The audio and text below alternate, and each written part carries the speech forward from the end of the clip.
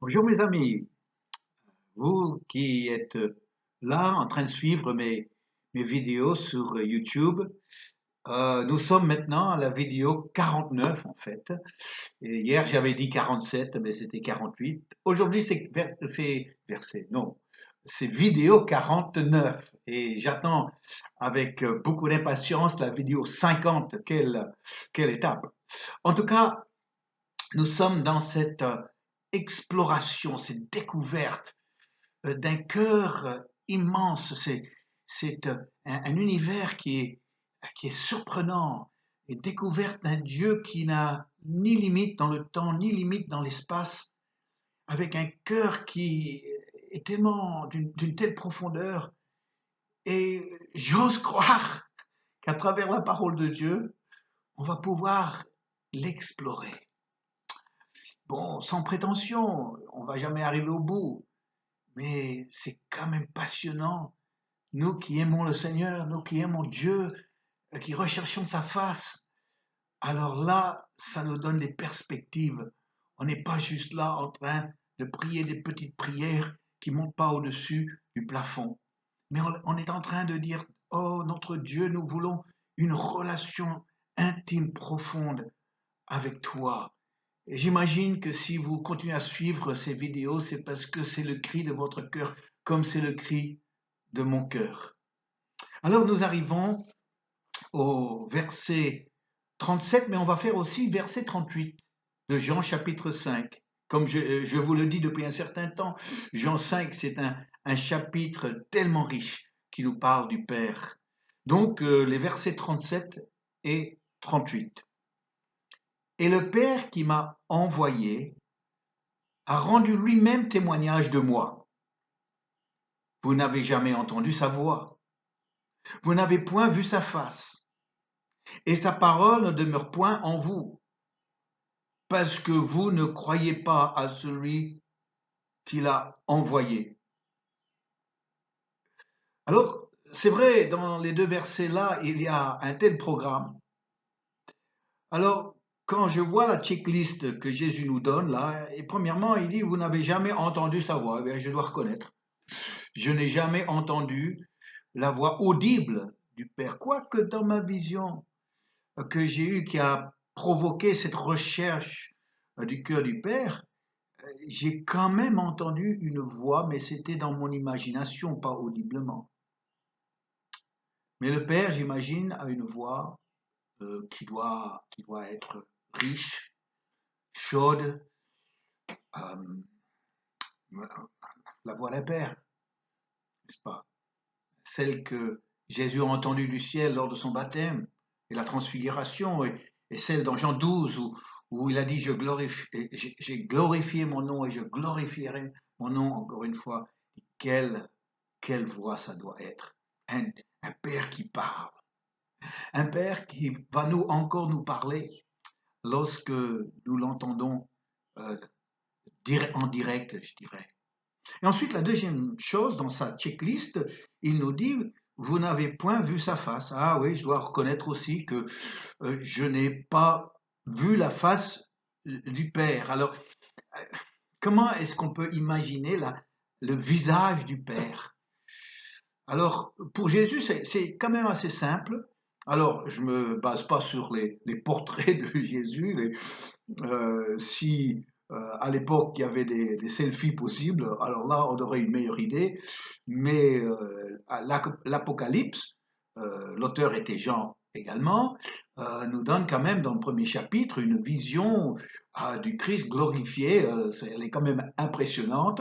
Vous pouvez la lire, mais ça nous permet de visualiser le visage de Jésus. Mais le Père, quand j'essaie d'imaginer le visage du Père, eh bien, je ne vois pas forcément un nez ou des yeux. Et pourtant, il voit, pourtant, il entend, pourtant, il parle. Oui, j'imagine plutôt la lumière, la gloire. Et pourtant, il y a une face à chercher, une face à découvrir. Mais Jésus est en train de parler à des pharisiens ici. Il dit, vous n'avez jamais entendu sa voix, vous n'avez point vu sa face, et sa parole ne demeure point en vous. Alors là, moi je dis, je me démarque des pharisiens. Parce que moi je fais tout pour que la parole de Dieu demeure en moi. Je la garde dans mon cœur, je la serre près de moi, j'essaie de l'appliquer au quotidien dans ma vie. Elle est précieuse pour moi, elle m'inspire, elle me corrige, cette parole de Dieu. Donc là, je ne suis pas concerné. Et après, il dit, parce que vous ne croyez pas à celui qui l'a envoyé. Alors là, j'ai dit, moi, je me retrouve pas non plus. Parce que moi, je crois pleinement à Jésus. Et, euh, et ça, c'est une conviction que j'aurai jusqu'à la fin de mes jours. J'y crois de tout mon cœur. J'ai appuyé toute ma vie sur cette conviction. Euh, S'il n'y a pas ça, je m'écroule parce que c'est mon soutien, c'est mes fondations, c'est de croire en Jésus. Donc là aussi, c'est pour les pharisiens, mais c'est pas pour moi. Mais c'est la première partie de ce verset, donc c'est le verset 37, qui m'interpelle quand même, parce il nous parle euh, d'un certain problème d'aujourd'hui, je trouve, dans nos milieux chrétiens.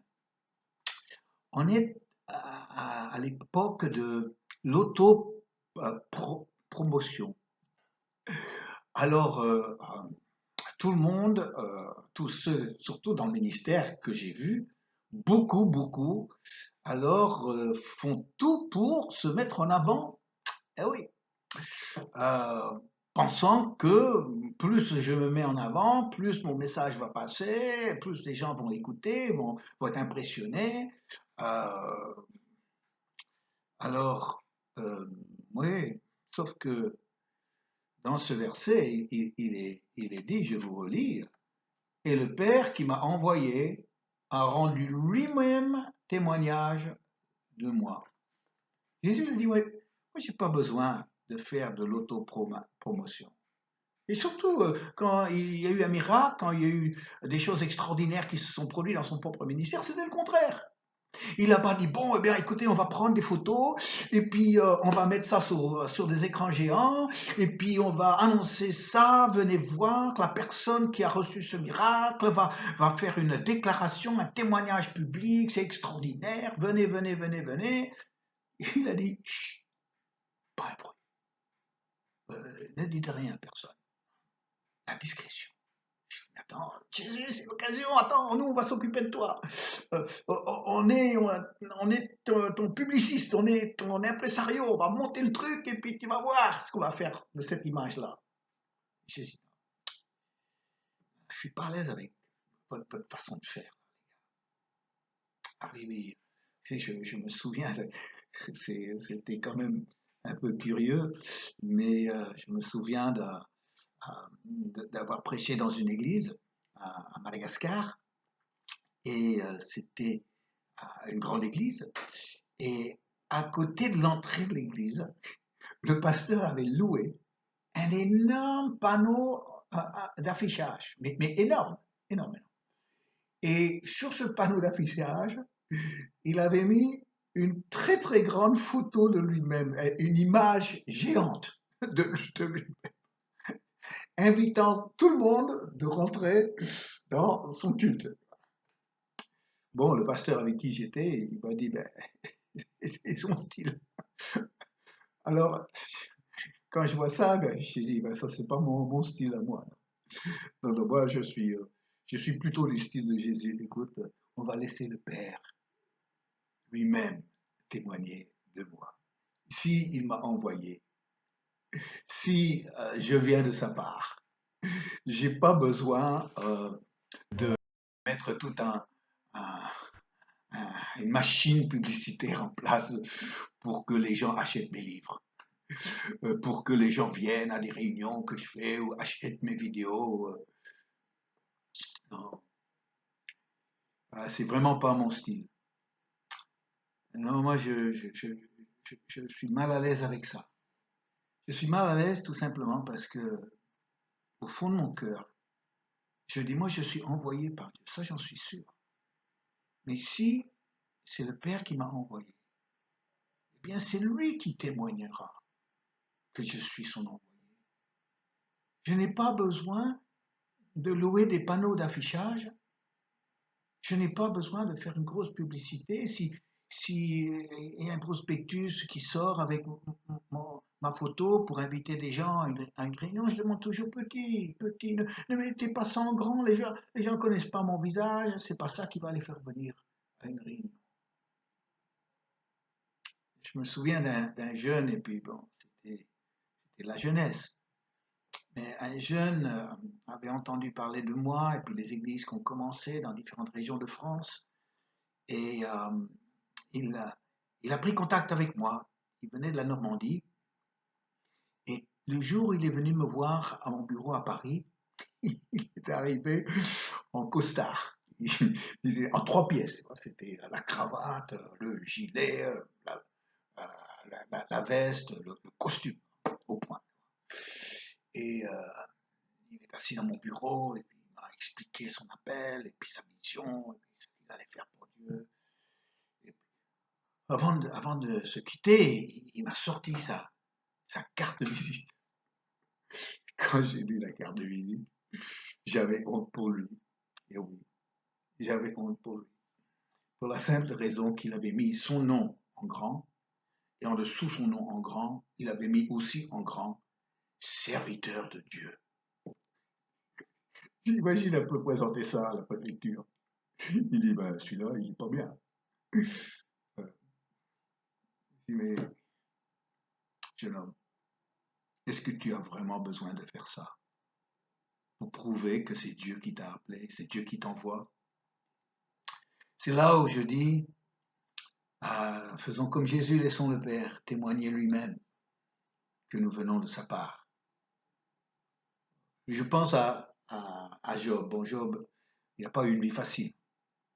Quand je pense au drame terrible, successif qu'il a dû subir, mais quand je pense à ce que Dieu a dit à Satan concernant Job, c'est extraordinaire. Et qu'est-ce qu'il dirait à Satan me concernant moi? Écoutez ce que Dieu a dit à Satan concernant Job. As-tu vu mon serviteur Job? Il n'y a personne comme lui sur toute la terre. Personne comme lui sur toute la terre. Ça, c'est le Père qui témoigne. C'est un bon. C'est moi qui l'ai envoyé. Bon, c'est vrai que ça lui a coûté cher, cette belle déclaration. Ouais, avec tout ce qu'il a dû subir. Mais quand vous lisez l'histoire de Job, il faut régulièrement revenir sur le dernier chapitre, le chapitre 42. Il ne faut jamais oublier la fin de l'histoire. La fin de l'histoire, c'est le double. La fin de l'histoire, c'est la bénédiction. La fin de l'histoire, c'est la bénédiction, la grâce de Dieu, la faveur de Dieu qui se manifeste. Alors, mes amis, est-ce que nous sommes envoyés de Dieu? Si c'est le cas, nous n'avons pas besoin de faire notre propre témoignage de cela. Ça va se voir. Ça va se voir. Les gens qui le verront, ils verront toute cette saveur, cette bonne odeur d'un vrai serviteur qui ne cherche aucune gloire, aucune place, aucun renommé, aucune réputation, mais qui a juste tellement la joie de voir le Père honorer, de voir le Père agir dans la vie des gens qui sont sur son chemin. C'est ma prière pour moi, c'est ma prière aussi pour toi. Vous savez ce que ça s'appelle ça? Ça s'appelle l'humilité. Oui. C'est proche, très très proche de l'amour. En fait, les deux marchent la main dans la main. Comment avoir l'amour pour l'autre? si on n'est pas humble vis-à-vis de lui et vis-à-vis de Dieu. Alors, on n'a rien à perdre d'aller vers le bas plutôt que chercher à aller vers le haut. L'être humain, dans son ego, dans son désir de s'imposer, de s'affirmer, il cherche d'aller vers le haut. Mais celui qui s'approche de Dieu, il comprend que pour que Dieu soit grand dans sa vie, il doit se faire tout petit. En tout cas, là, je vous ai partagé quelque chose qui explique beaucoup de choses me concernant. Ça a des conséquences majeures dans ma vie, ce que je viens de vous partager. Parce que ce verset, Dieu résiste aux orgueilleux, mais il fait grâce aux humbles, a toujours été pour moi un leitmotiv de ma relation avec le Père et de mon action sur le terrain. Moi, je veux cette faveur de Dieu, je veux ce témoignage du Père, et pour cela, je ne dois pas faire mon autopromotion. Je suis heureux de parler si personnellement avec vous, parce que en regardant mon visage à l'écran, je vous vois sans vous voir, chacun, chacune, qui a pour moi et surtout pour le Père toute son importance. Alors n'oubliez pas que vous avez la possibilité de recevoir les notes, les textes de mes réflexions. Et si vous voulez un contact avec moi, vous trouverez mon adresse email en introduction à cette vidéo sur YouTube. Mais dans ce moment, je dirais cœur à cœur avec vous. J'aimerais prier avec vous. Fermons les yeux. Père, aujourd'hui, ce que j'ai partagé explique beaucoup de choses pour mon approche, pour ma façon de vivre, ma relation avec toi.